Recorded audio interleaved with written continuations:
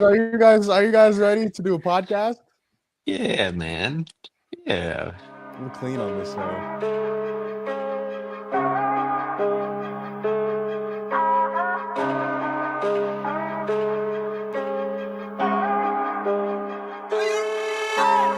Tone would love to have me, but Are we Gumball. allowed to? Are we allowed to be on the show? Whoa! You know what? And I'm gonna You double saw- down. You would love to have me too, Ball.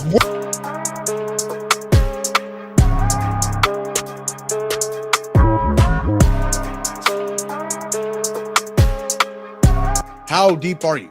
You know what I'm saying? Like how deep can you go? yo. All right, bro.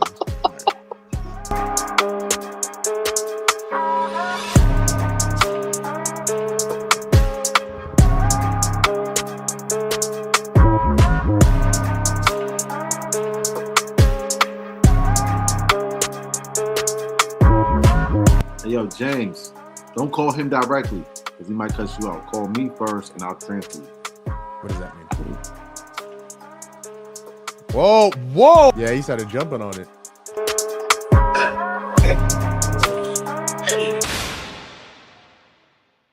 Can you feel it? Can you smell it? Do you smell what the book is cooking?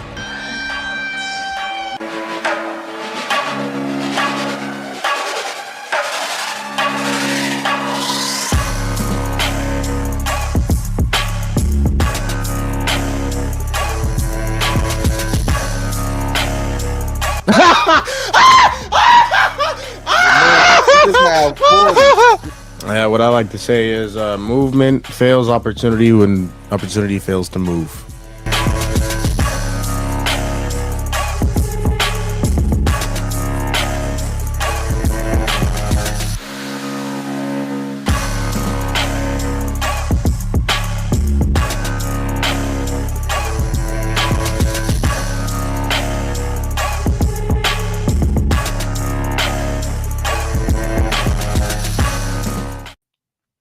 Welcome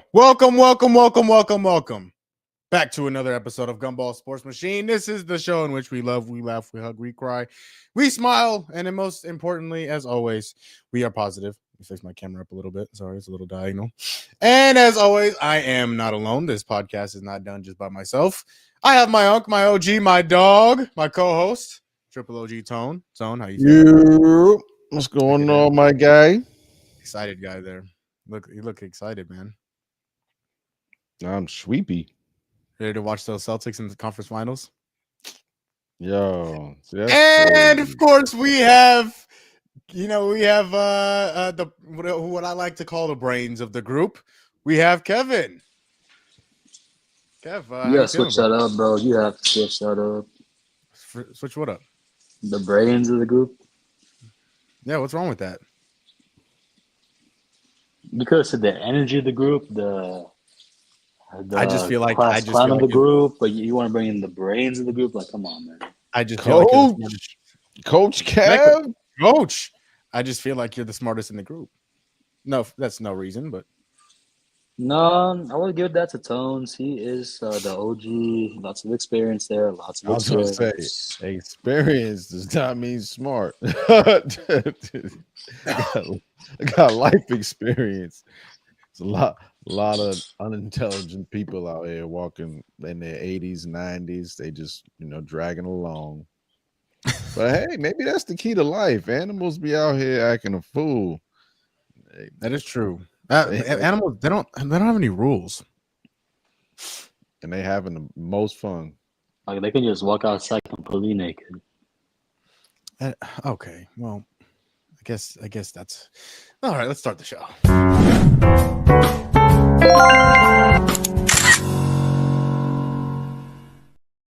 Something to chew on. Our first segment of every show, our segment in which we go over the top sports stories of the afternoon, of the day, or the night, whatever we may be covering. 49ers linebacker Fred Warner becomes the top paid linebacker in the NFL. Him and the 49ers reached a 3-year, $63 million extension.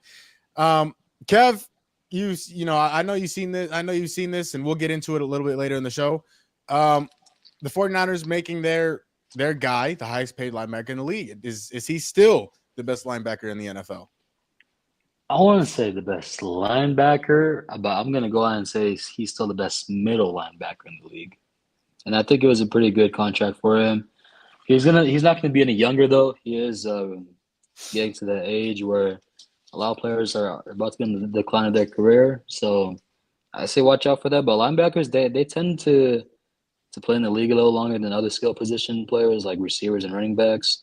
So I think it's a much deserved deal for the someone like Fred Warner. Yeah, he's still one of the best linebackers in the league. It's Fred Warner. He is one of the fastest sideline to sideline. Yes, he's a little older. I understand that. Still, he's in the prime. He's towards the end of his prime. He's still He's still in his prime of his career. He again still an elite linebacker. Deserves every single penny of this deal. Now the 49ers, again, we're going to get into this a little bit later. 49ers, they're keeping their star guys, but they're losing a lot of those role players that help those stars become stars. So it's going to be interesting to see what happens. Angel Reese didn't take very long for her to get in the news. One game is all it took.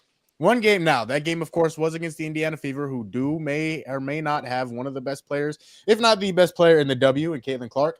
Speaking of Caitlin Clark, she was called for a flagrant foul on Angel Reese. Angel Reese was not happy about it. Caitlin Clark believed it was just a basketball play. I also believe that. I thought it was insane that was called a flagrant foul. Tone, I'm sure you saw this. What'd you think of that foul? Did you think it was dirty? And then what'd you think about Caitlin Clark and Angel Reese's response to said foul? Dirty? No. I thought it was actually a good hard foul to stop somebody from getting an easy basket, or what you would think was an easy basket. But to be honest, if I'm Caitlin, I might let her go up with that because Angel be missing them, man. Like, I'm an Angel supporter. Like, I rock with Angel, but she really, like somebody clipped, you know how they do the game cast where it's just like the words of what happened through the game? Yeah. It's literally Angel Reese grabs rebound, lays it up, grabs rebound again, misses second, but I'm like, nah. Tell me this is made up. This can't be real. And it was real. But why am I not surprised? I didn't think it was a dirty play. I think Angel actually flopped a little bit, but I think it was entertaining. I agree with pretty much everything you said. So I don't think it was dirty. Again, I don't even think it was flagrant, if I'm being completely honest. I think it was just a hard foul. Now the W, the way that basketball is going in general, they're going towards the softer side, the not as much contact side, and so they called it flagrant. Obviously, that's not something they want to see again, and especially the way that Angel Reese reacted to it, I think again was over the top. But if there's one sentence to describe Angel Reese, that sentence would be over the top. I'm excited for the W. My Mercury looked good. Seitu Sabali looked fantastic. She was amazing. I'm very, very excited for this season of the WNBA. I will be watching a lot. I will be going to a few games. Tone, you and I definitely got to go to a few games. I think that'd be dope. Kevin, I don't know how much of the W you watch, but if you'd like to come along, you can. But okay. Anyways, now the tush push has been very, very. It's been a big story this offseason. There's been some votes to. The league meeting is the owners' meeting. I think is this time sometime this week, and one of those teams that are pushing for the tush push, no pun intended, to be banned are the Green Bay Packers. Now, Frankie Louvu, the linebacker for the Commanders, who notoriously jumped over the pile to try and stop the tush push, went on Good Morning Football this morning with Kyle Brandt and said, "Yeah, I want the tush push to be banned." People are going to say, "Oh, just stop it. Just stop them from going 3rd and 1." It's a dangerous play. It's a dangerous play. Kevin, do you think the tush push should be banned? I think it's very controversial. I'm not even gonna lie with how everyone feels about it, but I think it's a football play, and if you can't stop it, that's why you want it to be banned. Because I mean, the Eagles have had so much success with that play, and no one can seem to stop that play. So I mean, that's probably why they want to ban, because there's no way they can stop it. But you have to find a way to stop it. If it doesn't get banned, it's like It's like say like if something doesn't go your way, you can expect it to go your way. That's not how life is. So I think they should just keep this tush push. If you can't stop it, then keep whining. Tone, what do you think about the tush push? You think they should keep it, or you think they should get rid of it? I'm kind of on the fence about it. Because I love defense, and so when you're almost handcuffing the defense to a certain extent, I don't know, man. But then I agree with Kev. Like, if the same argument was for like an alley oop, I wouldn't want them to remove the alley oop out of the NBA. And I feel like, yeah, I guess I'd have to agree with Kev. Keep it. Stop it. See, yeah, see there y'all go. See, I should make a joke, but I'll stay away. I'll be good. I'll be a good boy. No, listen, I actually disagree with both of you. I think it needs to be banned. I think the biggest reason why the tush push needs to be banned is because it's a dangerous play. That's how people get hurt. That's how now especially when you're trying to avoid that, that's not like somebody running across the middle and then you getting smacked. That's a football play. That is a football play as long as the game has been played. You run across the middle, you better expect to be hit. Who invented the tush push again? The Eagles. It was the Eagles. Okay. The Eagles. And so I think it needs to be banned. I think it should be done with. I think if you are converting 3rd and 1s 90% of the time, I think is that not like I mean, other teams have tried to copy them and they haven't succeeded. I mean, yeah, that's what I was wondering. I'm like, so why doesn't everyone do it? I think a lot of teams have tried it. I think it's because their O line isn't as skilled and as big as the Eagles O line. But it's such a dangerous play. Okay. Hey, this week it's been a little crazy. We gotta have, of course, we'll have Kyson on for our weekly segment with him sometime this week. He's in the comments. He's letting us know he wants to keep the tush push. He agrees with Kevin and Tone. And he also just tells them to. I'm also going to need them to change the name. He's also a Ravens fan too, so it's not like he's an Eagles fan. They need to change the name just overall. Yeah, see that you go. See that you what the brother name so name it what the brotherly shove? Is that how you want to name it? Man, I don't care what. Something different. And then he also says, in which we're going to get to here in a few minutes, Pacers in 6. So we're going to get to that. And with that, I like his frame of mind, man. See that that is going to close out this edition of Something to Chew On. Again, Something to Chew On, our first segment of every show, the segment in which you go over the top sports stories of the day. Just quick thoughts on what's going on around the sports world. Now, gentlemen, let's go over real quick. We don't have to spend too much time on it. I really want to get to talking about the conference finals, looking ahead. Let's talk real quick about the Game 7. There was a Game 7 over the weekend, and I'm not talking about the Florida Panthers and the Toronto Maple Leafs because that was an ugly game. God's sake. They can't. They said they can't win a Game 7 or like haven't.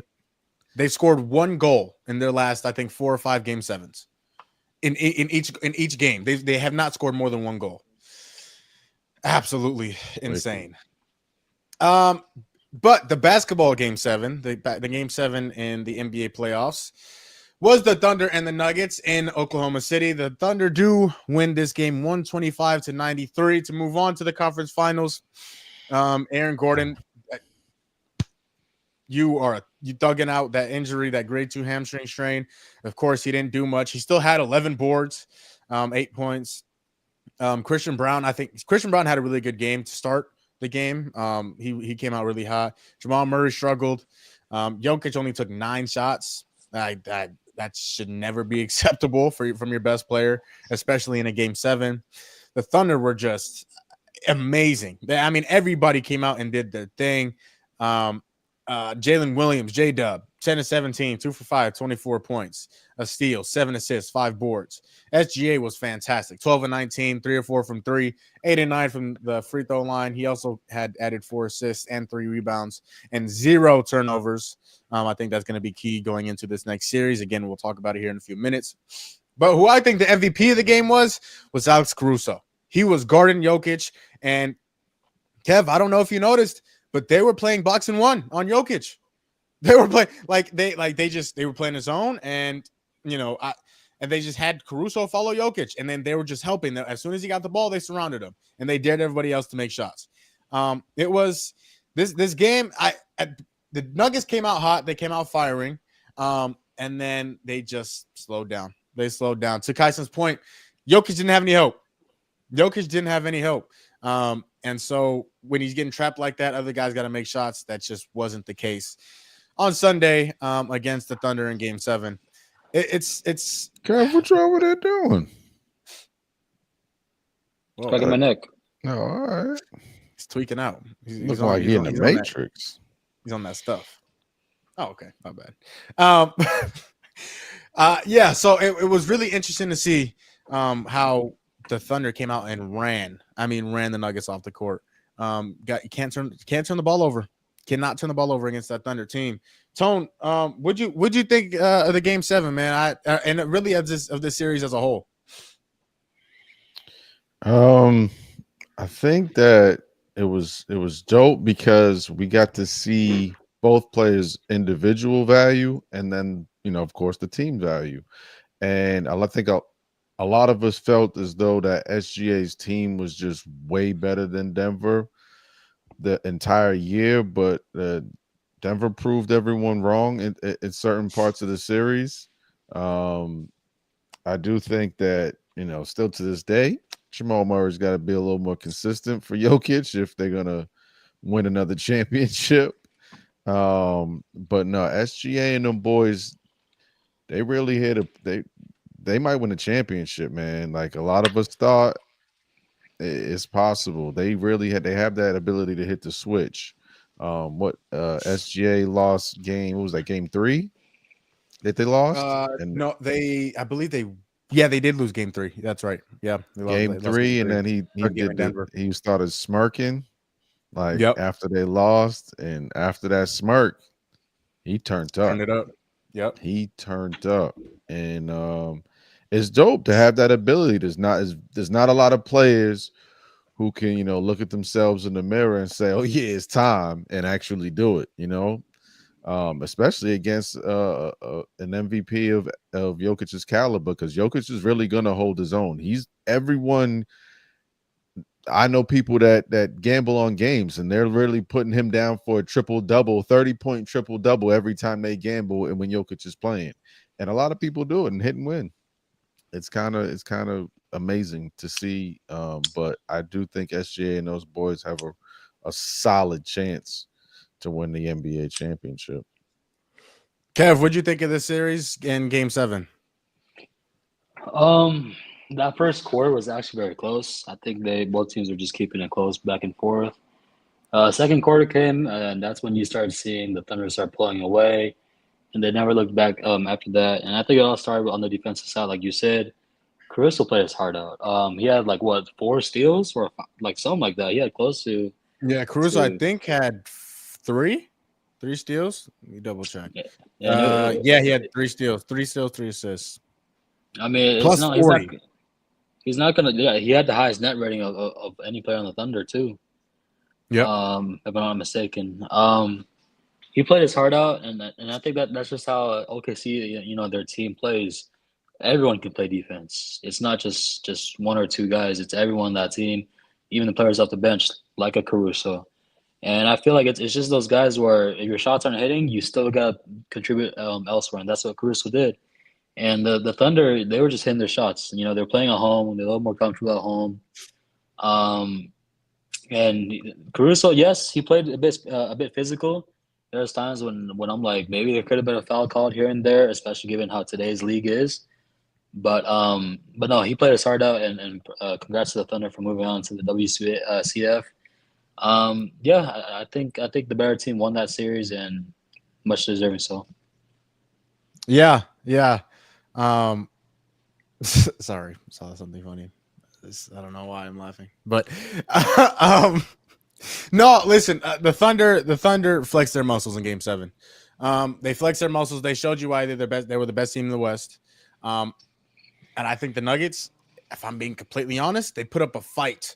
They put up a fight in this series. I think they just got worn down.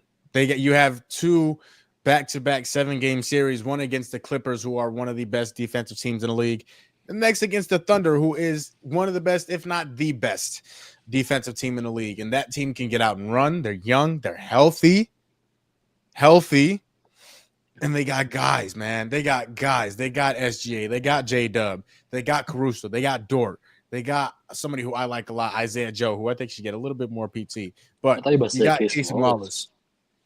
Wallace. Again, they have guys, man, and they just ran them off the court in Game 7. Jokic, they put up a fight because they got the best player in the world. Simple as that. They got the best player in the world, and so that's why it was even as close as it was. The reason why they're in a Game 7. It's going to be interesting. It's going to be interesting to see. Now, let's talk about. Actually, you know what? Real quick, What's the coach's name? The interim coach. I'm Who's actually it? not sure. His name is David. I don't know what his last name is. David Letterman or something. I forgot. David Largo. Letterman. Okay. I heard that he and Caruso, like, is it 8 or 9 years ago, were in the G League together. Oh, Mark Dagnall.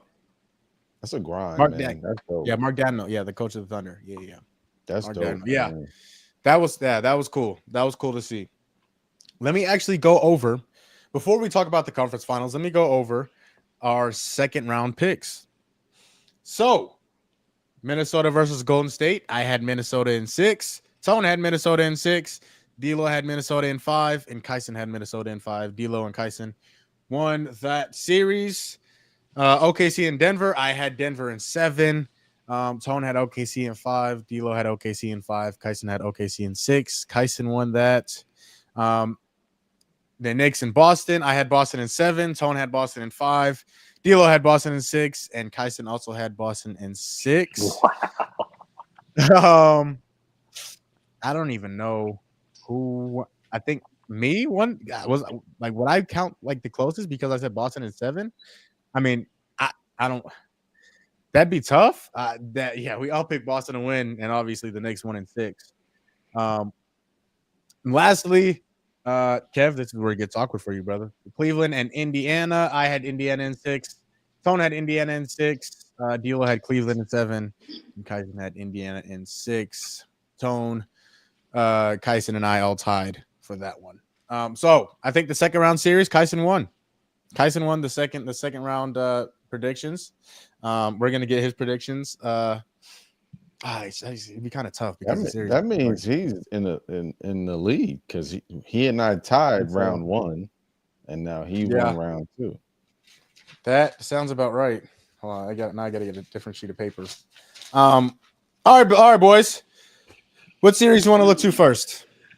Look at the Minnesota and OKC. I'm not gonna lie. I'm awfully surprised that neither one of y'all is gonna ask me how I feel about my boys actually losing. That's old. That's old news. It is.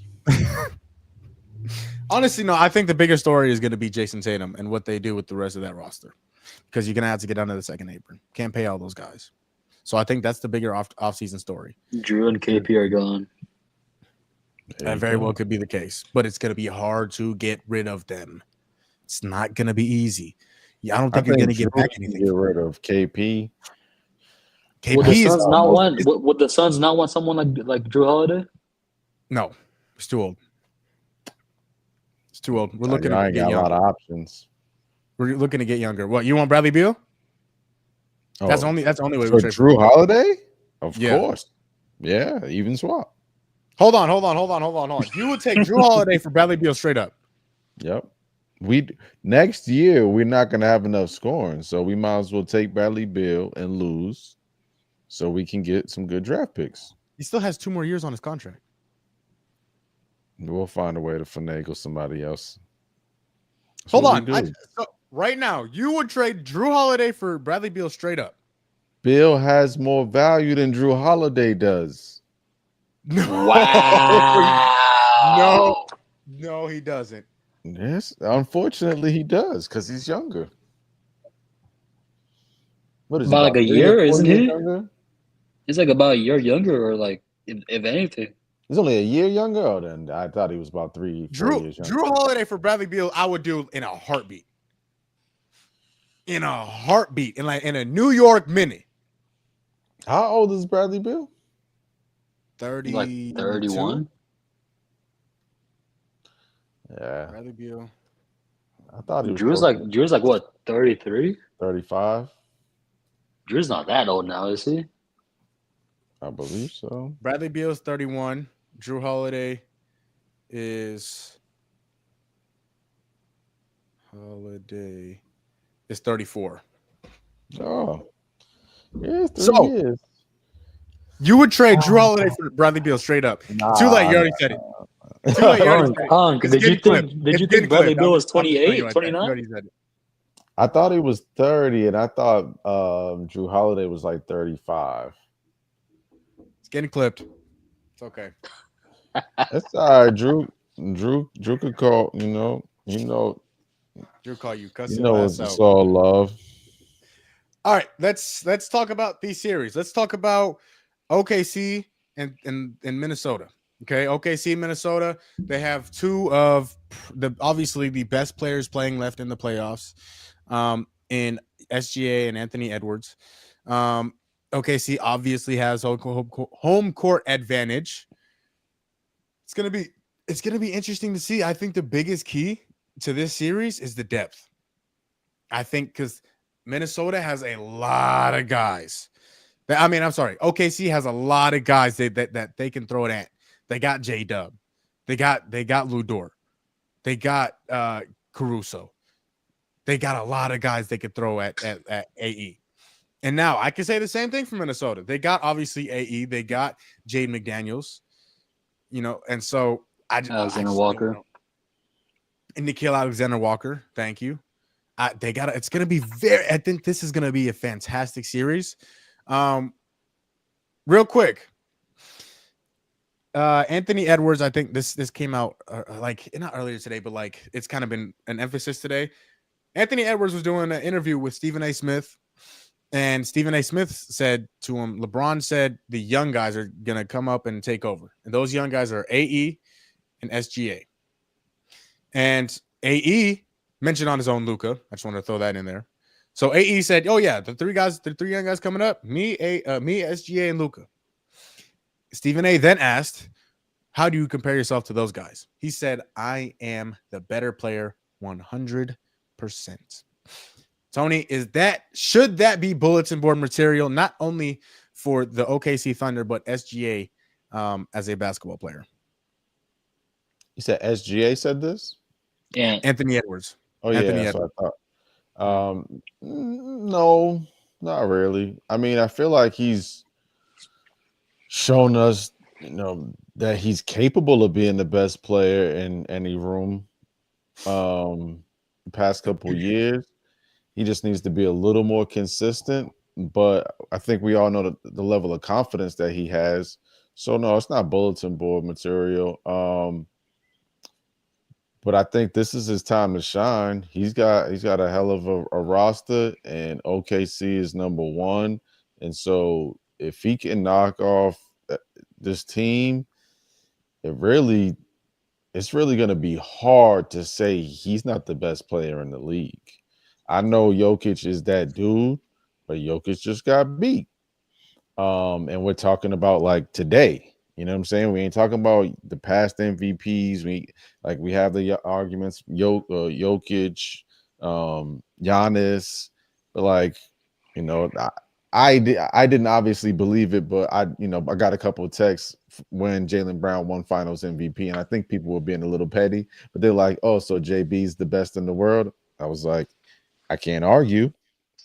He won Finals MVP, and so just the fact that AE is knocked off LeBron, Luka, injured Steph's team, but Jimmy Butler, like this playoff run has been kind of spectacular for him, and if he can find a way to win this next one. I think it sets him in stone as the, if not the best, he's in the top 3. He's especially with JT about to miss a whole year.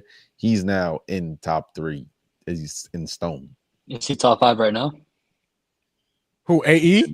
Mm-hmm. You talking about AE is the top 3 player in the world? Mm-hmm. If he wins this series, I believe so. So Is he, Jamal? Is he top 5 right now? Is Anthony Edwards top 5 right now? Yeah, like No. today, like it's not based off of his entire career. It's not. I'm saying today, but the way he's played this season and in the playoffs, I can't. He's beating all the best players right now. No, he didn't have to play Jokic. He's beat the arguably top 3 player in the league in Luka Doncic. He's beaten a hobbled Golden State team without their best player. I don't think anyone thought that they were going to lose that series. I'm not saying that they couldn't have, but I don't think anyone thought that. But it makes a big difference. It makes a big difference not having Steph. And they beat an old hobbled LeBron and a Luka Doncic who has spent like 30 minutes with that team. But Luka beat him last year, right? Yeah, that was also a Luka that had their team the better entire than year. that. Was this Lakers team better than that team? Was Luka's team better than the Lakers? Absolutely. Who was better, that Mavericks or this Lakers team? Which one was better? That Mavericks team. Not even close. Interesting. Not even close. That Mavericks team, it was Who's Luka, Kyrie, PJ Washington. Who was the second best player on that team? Kyrie. Kyrie's better than LeBron? No. But who's the third best player on that team? Their third, fourth, and fifth best players are much better than the Lakers' third, fourth, and fifth best players. Who's the third best player on that team? PJ Washington. He's better than Austin Reeves? Absolutely. You like defense. Done with the conversation. PJ Washington's a 2-way. PJ Washington, what? He's a 2-way. I've seen him go out there and have 4-point nights when he shot 10, 15 shots. He's not a 2-way. He was fantastic count in the on him. playoffs. What did he average this season? 9 points? He was hurt a lot of the season. And that makes it worse because he should have, if he missed a large portion of the season, he should have been averaging a lot more because all you got to do is score so many points and then you miss and then your average don't go down. They don't make it to the finals without PJ Washington last year. I'm not doubting that. I think that he could be replaced though. By who? A lot of people in the NBA. Okay, take off PJ Washington last year and put on Austin Reeves. Rui Hachimura. No, okay, Rui. That's not bad. That's not bad. Take off Austin Reeves and take off PJ Washington and put Austin Reeves on that team last year. Did that team make the finals? They don't have enough defense. Exactly. The finals. Yes. No. They play different styles of basketball. I'm just saying more valuable to Austin Reeves. He scored 40. I ain't never seen PJ Washington score 40. No, he didn't get enough shots to score 40. He's not going to. Luka didn't play that game. He needs the ball to be effective. PJ Washington does not need the ball to be effective. PJ Washington is not going to be effective if you give him the ball 15 times. That's not his job. He can't be a bucket. That's what I'm saying. You want to talk about valuable? PJ Washington was much more valuable to that Mavericks team last year than Austin Reeves was this year. Okay. I think that Lively and Garland were more valuable, but we can beg to differ. Now, again, I'm not arguing that either. I think Gafford was fantastic in last year, and I think Lively was also fantastic. But Kyrie was also really, really good. Kyrie played better in the playoffs last year than LeBron did this year. I was just comparing the teams as far as why Luka couldn't beat a certain player that we started this conversation about. The Mavericks were absolutely better than that Lakers team last year. I would say continuity matters, but I don't think that team was better. That's insane. All right, let us know. Let us know in the comments, bro. Let us know. That's wild. What team was better? This year's Lakers or the last year's Mavericks that went to the finals? Let us know. Can't you do like a poll like on YouTube or something like that? Yeah, I don't know how to make it. So there's that. A little awkward. It's a little awkward. Anyways, okay, Kevin, who's the X factor in this series? Now, one guy that can determine the entire series between the Thunder and the Timberwolves. Who is the X factor in this series? You obviously have your superstars. You have AE. You have SGA. You have J Dub. You got other guys who you have. Julius Randle. Who is the X factor in this series that can change the series for one team or the other? Can I say two players, or is it just only one? I need one.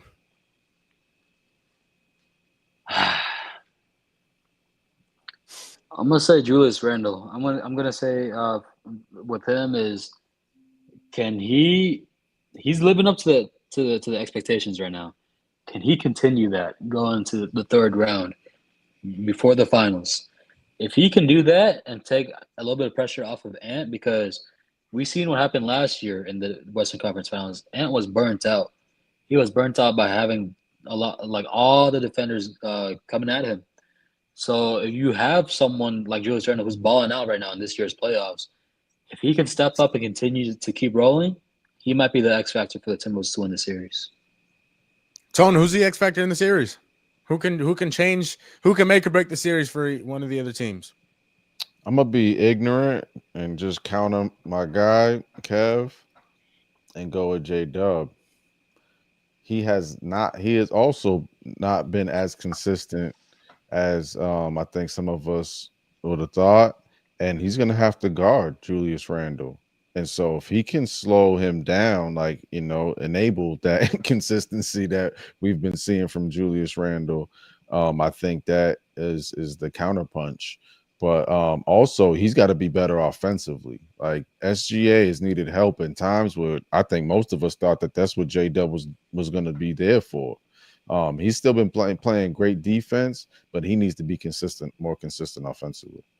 It's crazy because that was my second player. If you allowed me to choose two players, I would have said Randall and J Dub.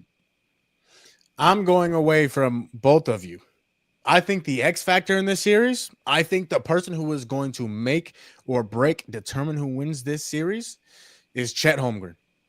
Chet Holmgren is absolutely the X factor in this series. Because you're going up against a defensive player of the year in Rudy Gobert, he clogs up that paint, and he is such a good rim protector. You're going to need to bring him out. You got to bring him out of the paint and make him. You got to open up space for SGA. You got to open up space for J Dub. Can you hit the threes that are going to be open, because they're going to be open? Rudy Gobert is not at all a good perimeter defender. Can you bring Rudy Gobert out? Can you force him to guard you at the 3-point line? And can you open up space for SGA, J Dub, and all those guys to get to the basket? That was the key point. He's got to force, because most of the basketball, I'd say like 80% of it's just pick and roll, switch. And so there's going to be a point to where Rudy's honestly going to be out there guarding SGA. And that's what they're going to try to get that switch. And so they got to force Rudy to not even SGA has to go to work and force them to make Rudy stay on Chet. And then Chet's got to hit enough of those for Rudy to be like, damn, I can't leave. But yeah, I think that's a great point. I think it's a great point, Mom. But wouldn't Rudy be staying on Hart and Randall be on Holmgren? Yeah, that's likely, but like I said, it's gonna pick. They're gonna go pick and roll, and try to get Rudy to guard SGA. That's what everyone's been doing. But honestly, there's been times this playoffs that Rudy's played great. He stopped Luka a couple of times in the first round off the pick and roll. They actually did some type of statistic. I've seen it. Like where Rudy's been playing pretty good perimeter defense. He's not known, so I wouldn't expect it to be successful against SGA. But who knows? And to Mo's point, if Rudy has to stay on Chet, SGA is gonna attack. Rudy's gonna help. That's just his nature. And Chet's gonna be open. And if he's firing and making them shots, it's gonna make it. That could be the difference, man. That could be a big difference. But I also think there could be lineups as well where Naz Reid might actually be closing out games over Rudy Gobert, depending on if Chet is hitting his threes or not. Damn, see, now y'all doing too much. He said one person. Now you moving on to the second person. See? And he switched up. He said he was J Dub. Now he got Naz Reid. Come on. There's He's lots. healthy. There's lots of guys that you can throw in there for having an impact in the series. That's why it's these are the two teams in the last Western Conference Finals before the finals because like we all said, depth is very important in the playoffs, and both teams have it. I'm just mad that Dillingham is not healthy, man. If I'm being completely He's a honest with you, liability bro, on defense. he is, but I don't think he'd get PT in the series. I don't. But Just because still, man, even if it was garbage time, the experience matters. Like it might not even matter to him because he's cold-blooded, man. He just remind me of a natural killer. Like he get out there and it's all natural. He never looks nervous. I think he's going to have an opportunity down the road. Even if he was healthy, I don't think he'd get much of an opportunity. He here. reminds me of Nahar. What's his name? Andrew Nemhard. Yeah. Andrew Nemhard. Yeah. I was gonna say Tyrese Maxey. Tyrese Maxey Maxey's like this. Oh yeah, Tyrese Maxey he'll you and move you out the way. You can finish. Nahard's more of a step back. Whoa. All right. It is now time, gentlemen. Who wins the series? How many games? And who is the conference finals MVP? Tony, let's roll with you first. Who you got? How many games? And who is the conference finals MVP?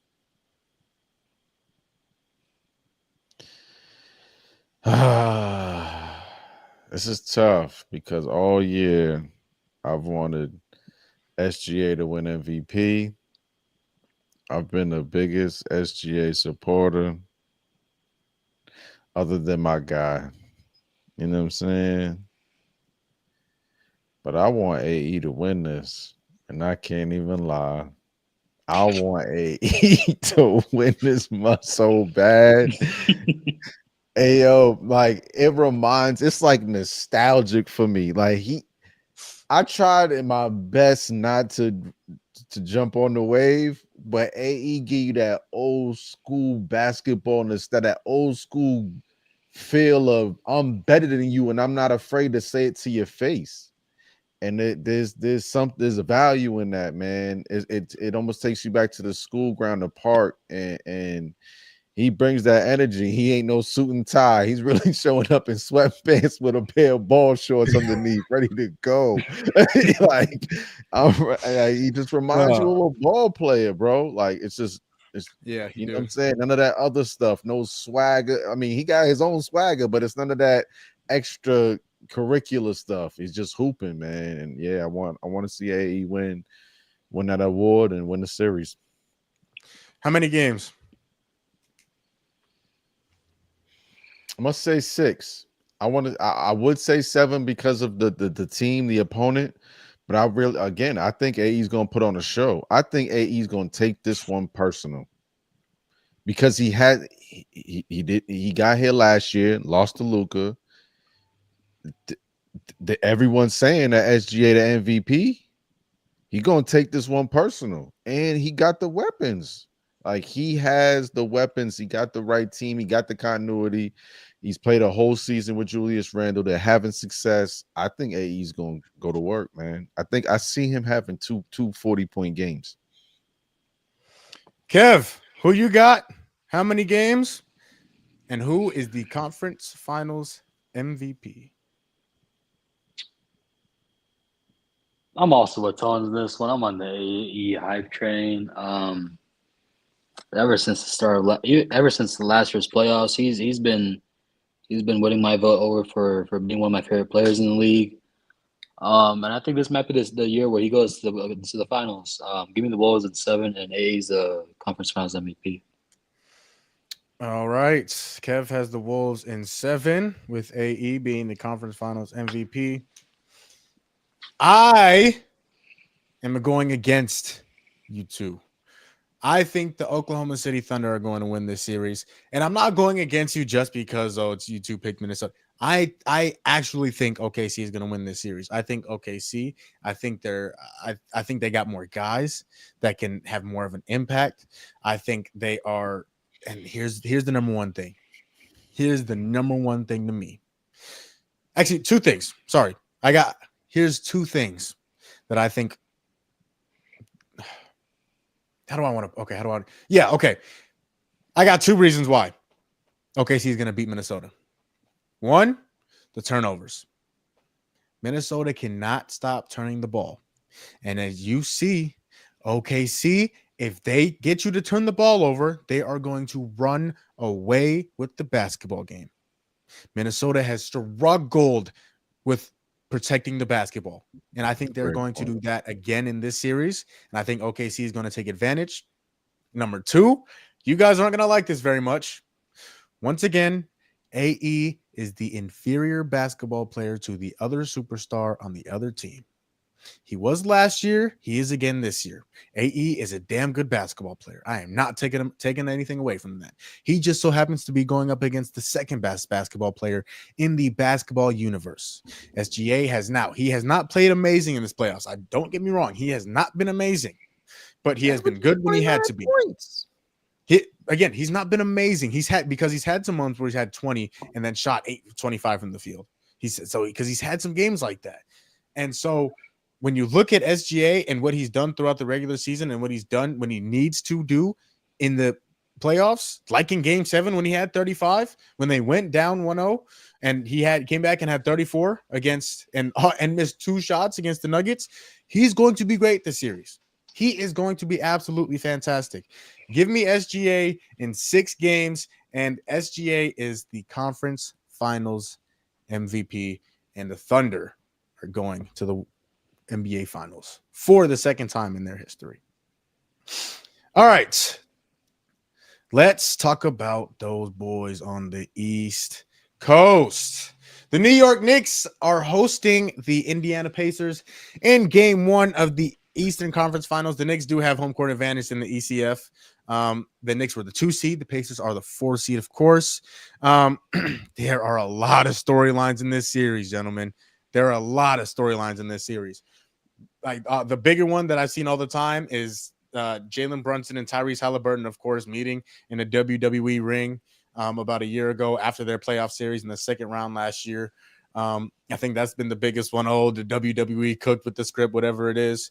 I think this is going to be a fantastic series. It's the Knicks are in the conference finals for the first time since 2000.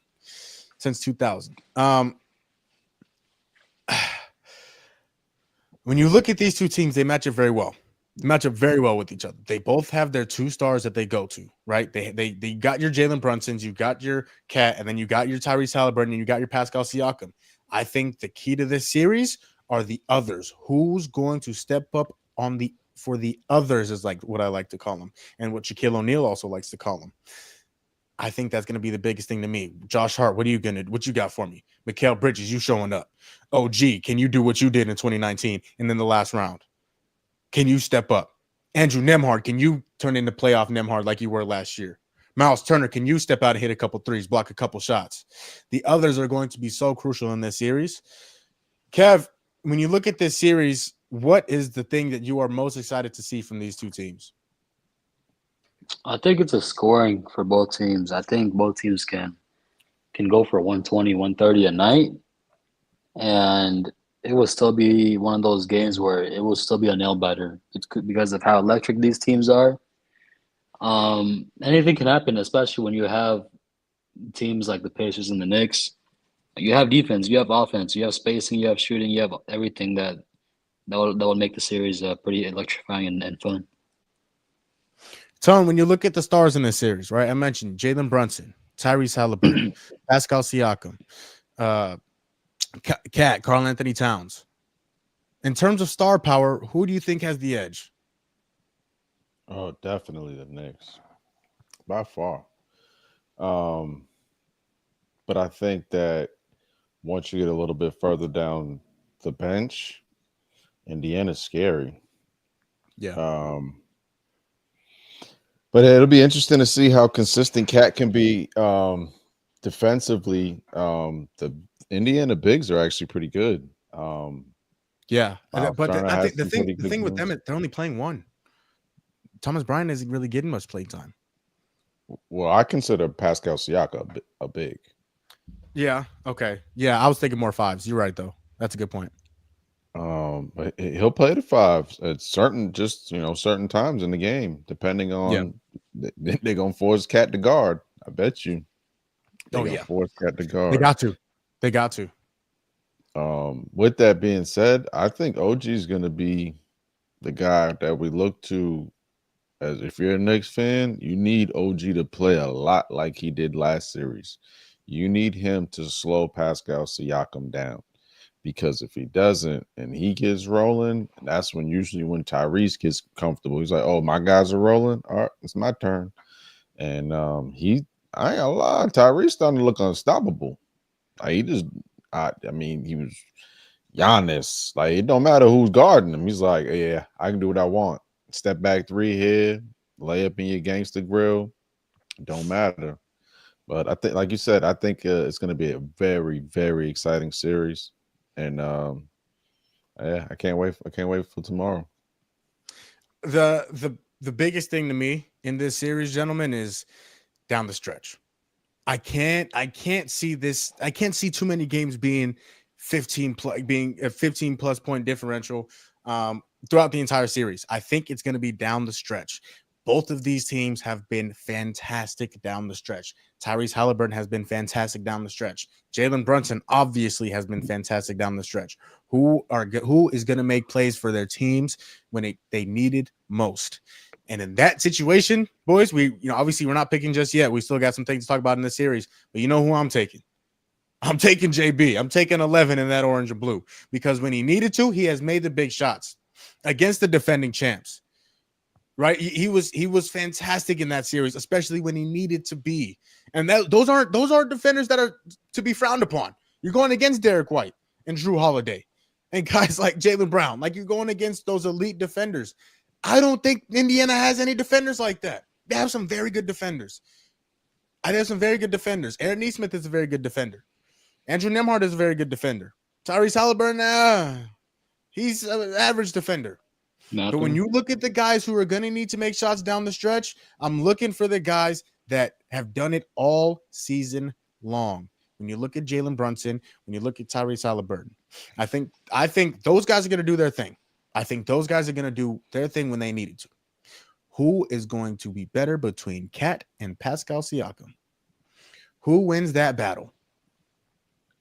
Who wins that battle? And I think the winner of that battle wins the series.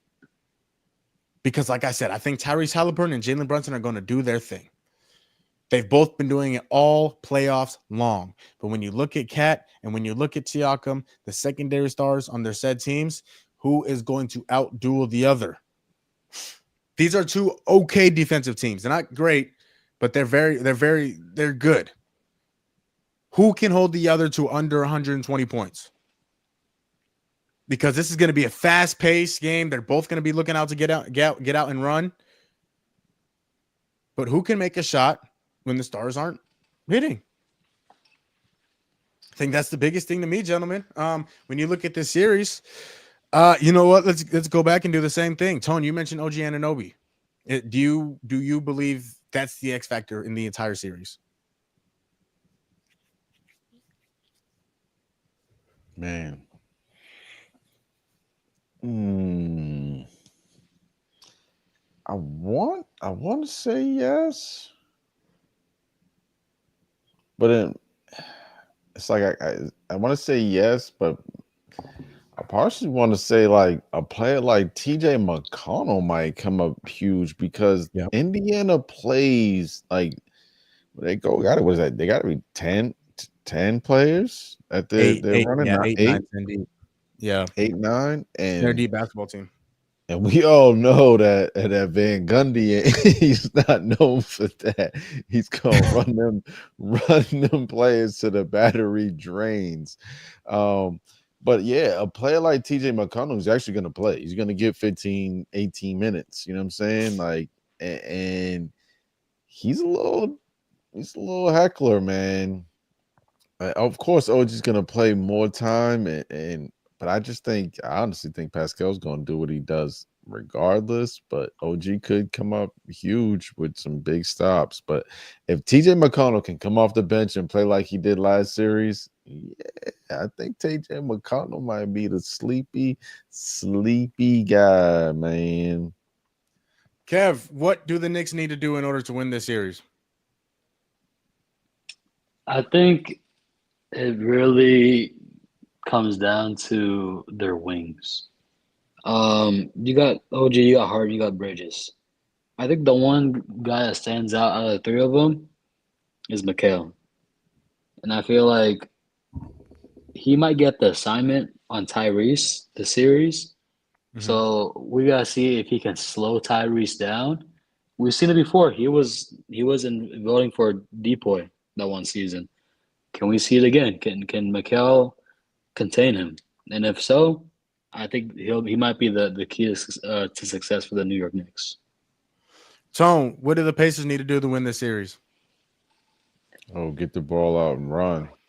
Every time the Knicks miss a shot, get that basketball off the rim and go. And that's really what they do anyways.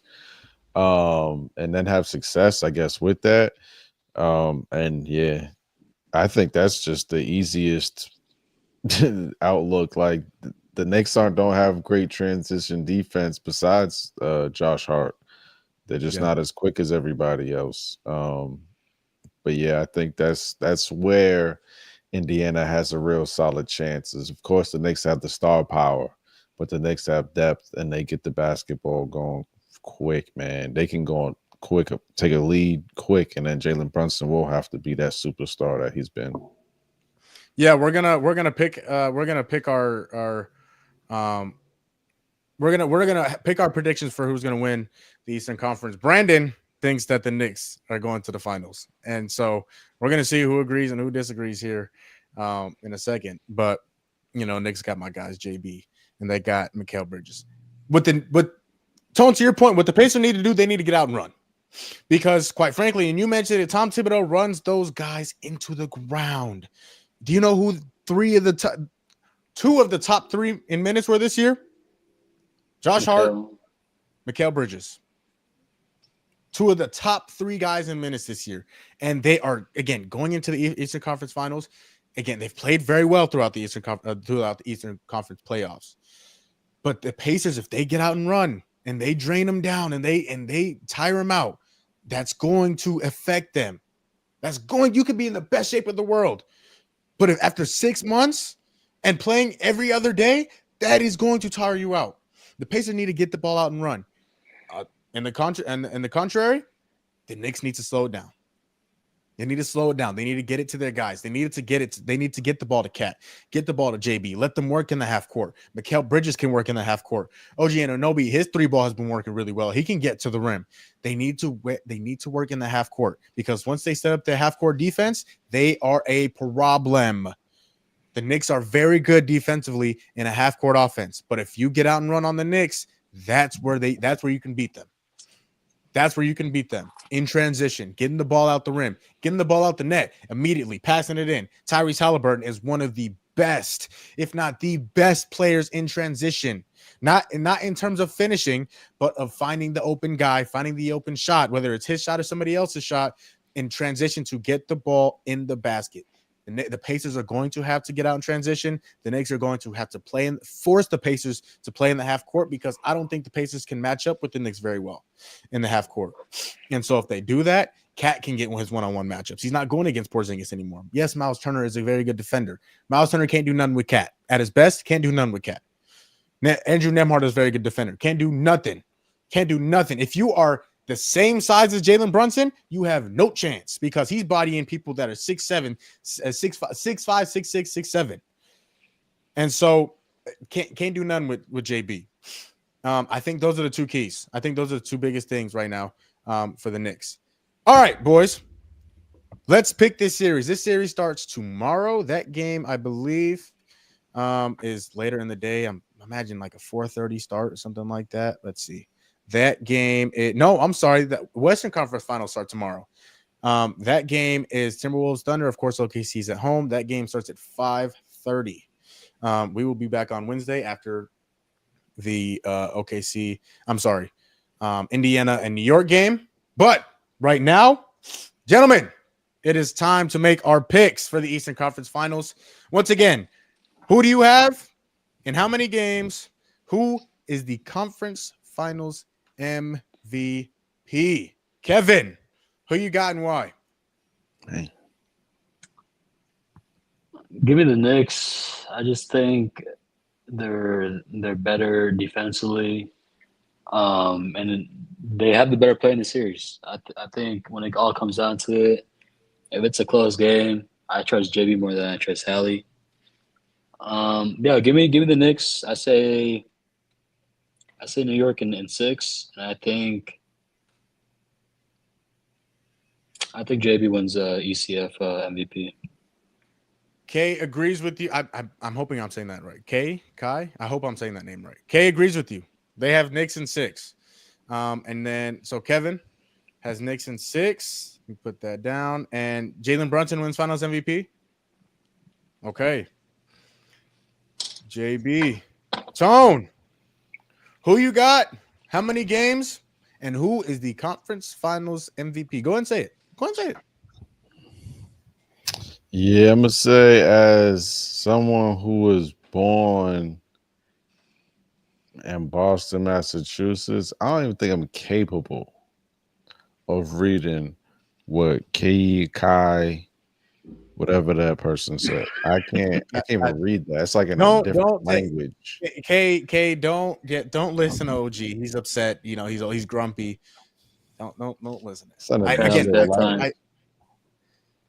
But I will say that yeah, I got Indiana in 6.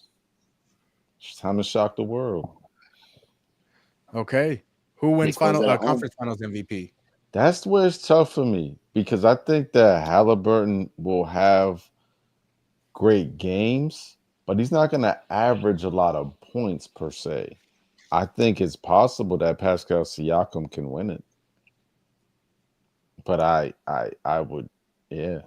I don't know. Halliburton been getting buckets, man. I'm going with Hallie. All right.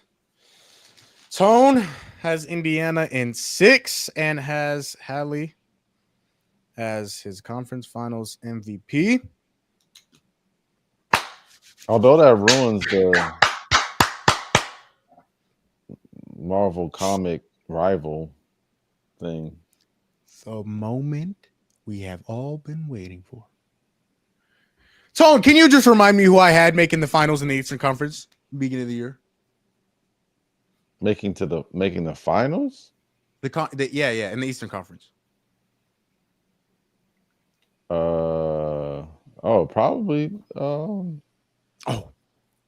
There's no probably about it, brother. There's no probably about. You know who I'm taking. I'm taking the best player in the series. He just so happens to wear 11 with New York on his chest. Jalen Brunson has been clutch player of the year, by the way. He has been great. What else is new?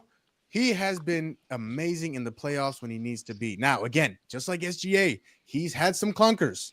Don't get me wrong. He's had some clunkers. But when you talk about fourth quarter scoring, when you talk about I need a bucket, go get a bucket. There's no better guy right now in the playoffs to go get you a bucket when you need to than Jalen MF Brunson.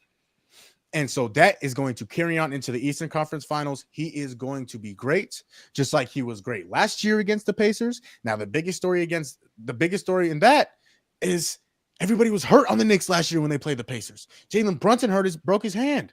Josh Hart had cracked ribs. OG Anunoby had a hamstring. Everybody was hurt. Mitchell Robinson didn't play. Julius horse tranquilizers on OG. Julius Randle was out. When you look at that team, everybody was hurt and still took the Pacers to 7. Can you imagine that? Give me the Knicks and give me them. I think they win it in 7 in MSG. I think they win it in 7, and I think Jalen Brunson has at least 2 40-point games. I think Cat has a 30 and 15 game. I think Mikal Bridges has a 25 4-steal game. I think everybody on the Knicks has a game. It's hard again. I'm taking them in 7. And you know who I'm taking for conference finals MVP. The clutch player of the year. Madison Square Garden. New York's best. Aaron Judge, who? Jalen motherfucking Brunson. Give me JB in 7 games. So, real quick, I'll just go over our picks once again. OKC, Minnesota. I got OKC in 6, with SGA being the conference finals MVP. Tone has Minnesota in 6, with AE being the conference finals MVP. Kev has Minnesota in 7, with AE being the conference finals MVP. Kev also has the Knicks in 6 against the Pacers in the Eastern Conference Finals, with Jalen Brunson as conference finals MVP. Tone has the Pacers in 6, with Tyrese Halliburton as the conference finals MVP. And I have the Knicks in 7, with Jalen Brunson as the conference finals MVP. That is going to conclude the basketball portion of the show. Tony, I know you might have to dip off here for a little bit. Tone, I appreciate you. You know, you had a busy day. So I appreciate you. It's definitely my bedtime. It's been, you know what I'm saying? Gotta wake up bright and early. But before I go, I just want to say that I don't own the rights to this music.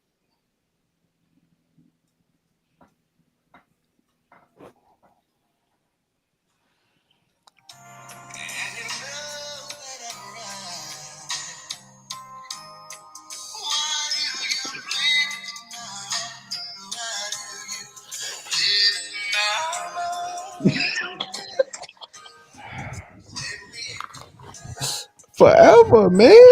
Come on. Didn't you guys just win the championship, bro? Like, why me?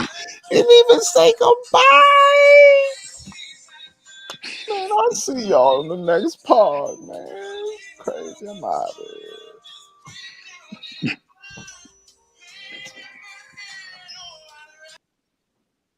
All right. Well, I don't even want to do this anymore. All right, Kev. Let's get into some football, man. He thought he was in the 1900s doing those music videos. Huh? I hope he saw that. I hope he saw that. Let's talk a little bit of football, man. We got about 20 minutes or so. Let's talk about a little bit of football. Now, we talked about one of those 49ers being contract being extended. Brock Purdy was also extended, and that was obviously a story, not only in the 49ers organization, but really a story you're going over the NFL because of how much the 49ers lost this year. When you look at Brock Purdy and you look at his extension, do you think he deserved it? Do you think they gave him too much money, too little money? What was your reaction to Brock Purdy's extension? I'm gonna be honest, I'm not as high as on the Brock Purdy hype train as a lot of people are, because I personally think yes, he made it to the Super Bowl. I'm not taking that away from him, but it's the talent that he had around him. When you have the best running back during that time in CMC, and you had three good receiving threats, and the best left tackle in football in that time, and the best defense, I would hope you will make it to the Super Bowl. I feel like he doesn't deserve as much, but given how the quarterback market is in the NFL, you don't really have any other option but to extend him and give him that big payday, because you look at the free agency, there's not really many good options out there other than Brock Purdy for the Niners. Yeah, that contract was a 5-year, $265 million extension. That puts him number 7 in terms of highest paid quarterbacks in the NFL. I think, Kev, this was just something that needed to get done. You know, you may have overpaid for him a little bit due to his. I mean, he's produced, right? He's won football games and he's won big football games. And he's been somewhat consistent. Now, last year was a little rough. He wasn't very good last year. He was also hurt a lot of last year. But when you look at the 49ers and you look at what they've lost compared to, I mean, they who's their number 1 receiver right now, Kev? Is it George? Like, obviously you look at George Kittle, but like Ayuk is still out with the ACL. You traded Deebo Samuel away. Is it Ricky Pearsall? Is it Juwan Jennings? Like, who's their number one guy right now? So when you look at that, like you mentioned, Kevin, Brock Purdy has done a lot of his winning with like really, really good weapons. Now, again, you still have George Kittle, and you're hoping that Christian McCaffrey comes into the season healthy. But what are the chances of that? And so when you look at the weapons that Brock Purdy had compared to what he has now, it's a drastic change, Kevin. You know what I'm saying? Like, you look at Debo and he's gone. Ayuk is out with the ACL, and he probably won't be back until at least midseason. And do you trust Purdy to go win you a football game when you need him to? Again, when you have guys and you have a really good defense like they had, you had Fred Warner, you still have Nick Bosa, but you had Dre Greenlaw, Talanoa Hufanga. Like, you had all these guys who are huge pieces to this team, and you lose them. Yeah, Travarius Ward. Like, you have guys like that, and you lose them. I'd imagine that takes a toll on Brock Purdy's credibility, maybe, especially if he can't go out and win games this year. They do have the second easiest schedule. They do, and for that reason, like I heard, I was producing. It's called the Rock and Minutia over at my work, and they had some good points. They have the second easiest schedule, which means Brock Purdy, if he has a good year, could be an MVP type year, especially when you're playing the NFC South and the AFC South. It could be a sneaky good dark horse MVP type year. It's like Dak Prescott numbers 2 years ago. Yeah, man. Like, he could very well have a sneaky year. So, with that, let me ask you, who's the best quarterback in the NFC West?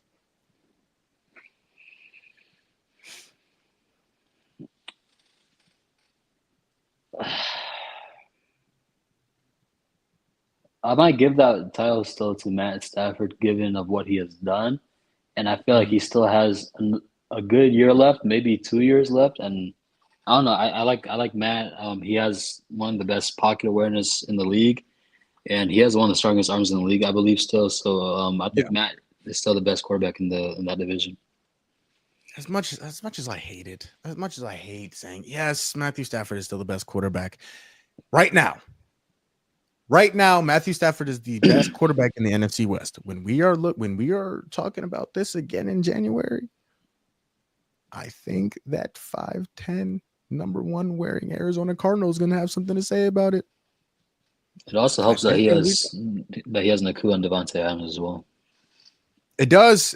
But again, I think in January we'll be having a different conversation. I think that offense over there in Arizona is going to be very good. In year two with Marvin Harrison Jr. and Trey McBride becoming one of the best tight ends in football, and you go out and you improve the offensive line, this is going to be a very interesting year for the Arizona Cardinals offense and a make it or break it year for Kyler Murray. So it'll be interesting to see. Yes, I do think Matthew Stafford is still. No, they won't win the division. The Rams will win the division. I think the Rams will, but I think if I had to put money on it, I think the Rams win the division. You think AZ can sneak in as a wild card team, or you think it's going to be hard, given how the NFC North isn't going anywhere? I feel like might be the best division, or the NFC East as well. I feel like those two divisions are the top two best divisions in the NFC. So it's hard, given how much talent both divisions have. I think the NFC West is a little bit better than the NFC North, just because. Than the NFC East, just because of the Giants and the Cowboys. I think they're going to be okay. I think they're going to be 9-8. I think they're going to be 9-8. I wouldn't go to say 8-9. I think they would be flipped 8-9. Yeah, I don't think they're going to be very good, and obviously the Giants are not going to be very good. They have a bunch of, I'm rooting for I'm rooting for Cam Scatterboo. I want Cam Scatterboo to run for freaking 1,500 yards and 10 touchdowns, but you're not rooting for the team due to Michael, huh? That too. Oh God, if they win, the Knicks are already like, I'm rooting for the Knicks, not because he's a Knicks fan, but because I love JB and I love Mikal Bridges.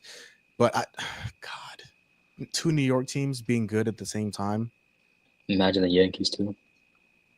The Yankees are good too. Jesus Christmas. Anyways, I don't know. Speaking of year two receivers, Marvin Harrison spoke to the media today. That was very interesting to listen to. And you look at last year's receiver draft class. You have Marvin Harrison Jr. You have Malik Neighbors. You have Brian Thomas Jr. Like that was a very deep class of wide receivers. Lad Who do you McConkey. think? Lad McConkey. Who do you think is going to make the biggest jump? And who do you think at the end of the year, when we're talking in January, who will be the best year 2 receiver in the 2024 NFL draft class? I think McConkey might make the biggest jump of all those receivers from the previous draft class. Really? I don't think he's gonna be the best receiver though. I think McConkey, given the situation he's in with the Chargers, I think he might have the best quarterback throwing to him out of all those receivers. And Jim Harbaugh, he's gonna get Lad the ball.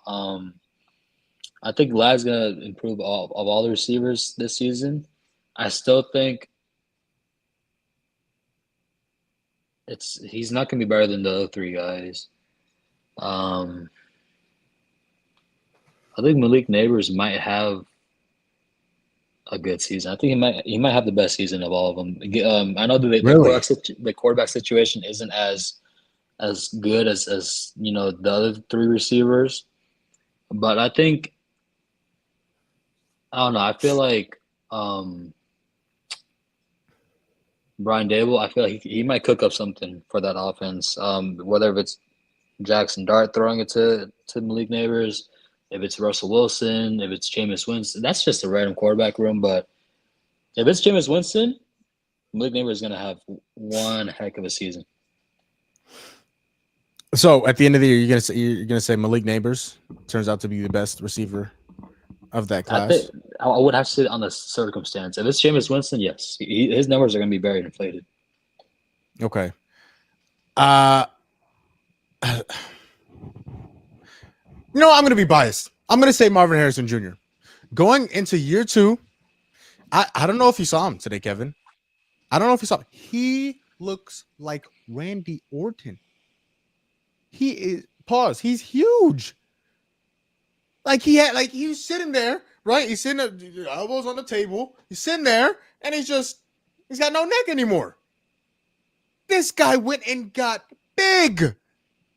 And so when you look at that, he's a very good route runner. And now the game slows down for him, right? The game slows down.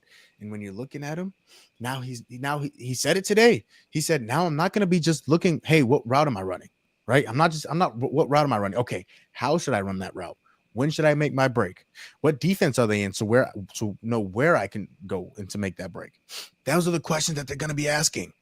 And that he's going to be asking. And now that he understands that and he's went and got bigger, the contested catches, the 50-50 balls are going to be his. A lot more. They're going to start coming down 60-40 and then 70-30. I mean, when he's 6'2", 6'3", and now he's stronger than the corners he's going to be facing, he's going to be a problem. Now, of course, you have Malik Neighbors still. Brian Thomas is going to be very good again.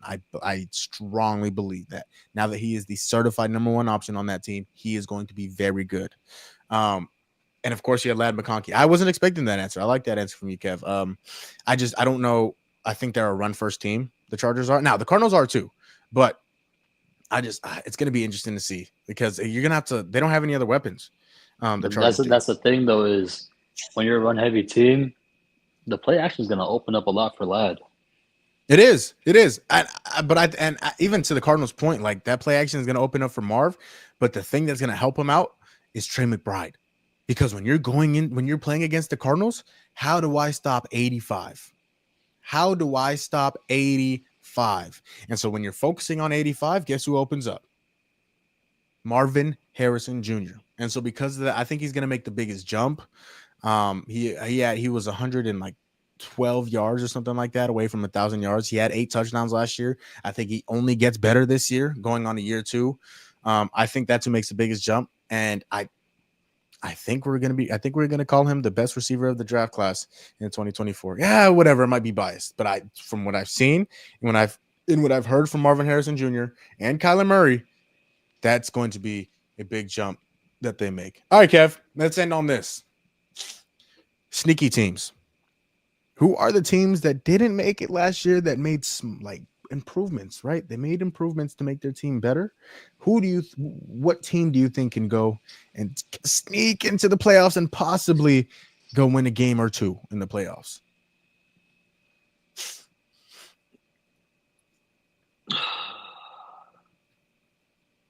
You already know my pick. Okay, we also have to go over that. You said the Patriots were going to win 10 games this season. A You lot understand- of analysts, I know a lot of analysts are having them win 11 games. You also understand you have to play the Buffalo Bills twice. Yes, but we also played the Jets and the Dolphins. We can beat the Dolphins.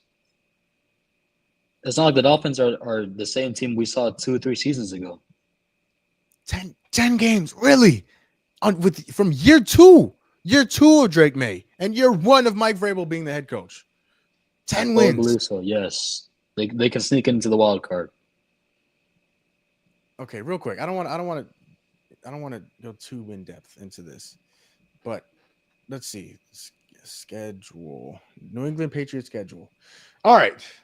Let's see. Week 1, you got the Raiders. That's still going to be a tough game. They went out and got themselves a quarterback. You have Ashton Genty. They still have some receivers. The defense is awful. You have Max Crosby, and that's about where the line stops.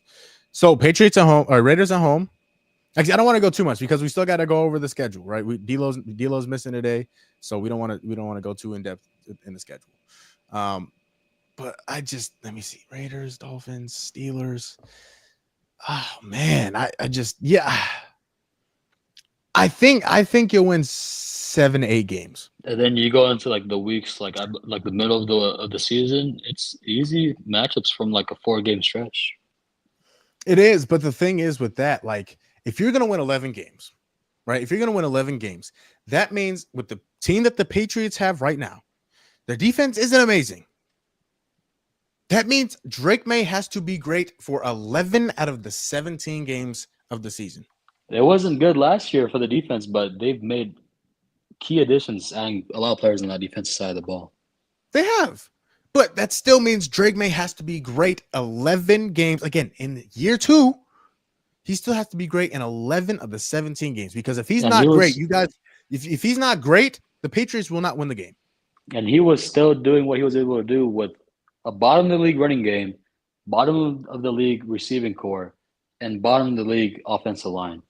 Those 3 spots have been upgraded this offseason. I'm not saying that he played that he was bad last year. No, he had some moments.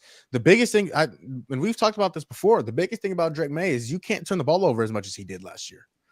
And so if you go back and you watch the games, there's 4, maybe even 5 of those picks where it was tipped by the receivers and it was picked off by the defender. It wasn't thrown straight to the defender. Those receivers, they couldn't catch the ball when it was thrown right to their hands. And what about the fumbles? The O-line couldn't protect him. So, but you still have to protect the football. If you get sacked, you still have to protect the football. But that's my biggest thing about Drake, man. You have to be able to protect the football. If you turn the football over, you will lose because that defense again is you made some improvements. There's no doubt about that. You get Carlton Davis. The big signing, of course, being Milton Williams, who had a very good year last year with Philadelphia. But when you look at that defense, it's still not great. And so, which means in order for them to go win a game against the Buffalo Bills, you have to play twice, right? Against even a team like the Raiders, who I think are going to be improved. Now, you get them in week 1, which is obviously a little bit better. But when you play teams like the Buccaneers, when you play teams like the Falcons, who are going to be better this year, the Dolphins, who again, yes, they're not great, but their offense is still really, really good with Tua at the helm. I think 10 or 11 games in year 2 of Drake May, I think is a bit of a stretch. I can see them winning 7, maybe 8 games. I just don't see Drake May being great for 11 of the 17 games. That's my biggest thing.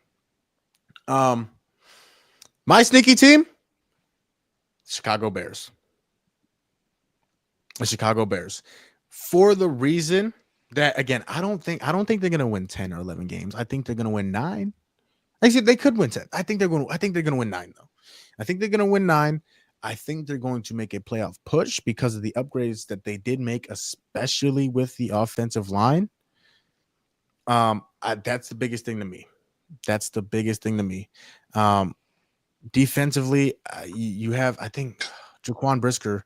There's one of their DBs is like retiring because of it's Is not it it's Eddie not Jackson? no. Is it Jaquan Brisker? But I think they've definitely built an offensive line that is better fit to protect Caleb Williams. Caleb Williams got a full year under his belt. I think that team is a little bit better, well-rounded. You still have DeAndre Swift running the ball. You went out and draft Colston Loveland in the first round, who's a very, very good pass-catching tight end. You have Roma Dunze, who should be making a jump. You have DJ Moore, who is already a number one receiver in the league. But number one receiver on the team, not the best receiver in the league. It's going to be interesting to see. I think Do the they play Bears can against make each other? the Bears and the Patriots. Bears? No, they do not. No, so I thought we could see a Drake May versus Caleb Williams game. That would be cool to see. That would be cool to see. But Kevin, that is going to close out tonight's show.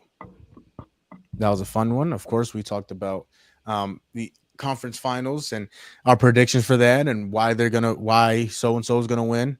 That's gonna close out the show, Kevin. That's look at you. Look, under 2 hours. You get to go to bed. I thought it was gonna be under an hour. I was a little excited earlier. Wow, you didn't want to talk about football? No, I do, but sleep is also very important. Always make sure to get sleep every night. Yeah. Well, if I wasn't a smart young man, I would have thought you were sleeping right now. That was a bit racist. How? I'm just saying you look tired. That is going to close out the show, everybody. Thank you for watching. I hope you all enjoyed. I love all of you for watching. And there's people in and out of the show today, so appreciate all of you, every single one of you. Can September just come already? Oh my goodness, I'm waiting for September. See, there you go with that nastiness. As always, if nobody else is going to tell you, I love you. I'm proud of you. You matter. You woke up today because you got another opportunity at this blessed life. And because you woke up today, do not take it for granted. A lot of people didn't get to wake up today. And you only get one life. You only get one life. And the fact that you woke up today and decided to watch this podcast, I love you even more. I love you. You are amazing. You know that? I love you. As always, it is nice to be important, but it is much, much more important to be nice. We will be back Wednesday after game 1 of the Eastern Conference Finals to react to not only game 1 of the Eastern Conference Finals, but as well as Western Conference Finals tomorrow night. We'll be back on Wednesday night. We love you. We'll see you later. And have a fantastic 2 days. And do you know who's the GOAT? Devin Booker.